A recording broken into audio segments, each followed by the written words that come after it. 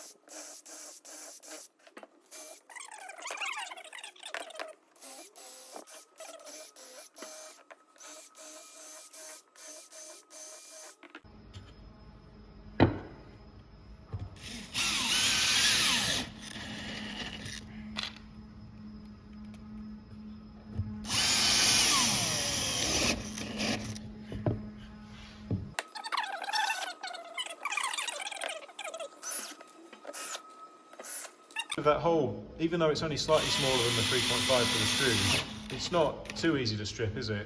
No, I'm just letting it stop, but I feel like I could probably still drill deeper if I really wanted to force it. Yeah. I feel like it'd still keep pulling. Drops in, it slots in there, you can pick it up and it stays in position, right? Yeah, good.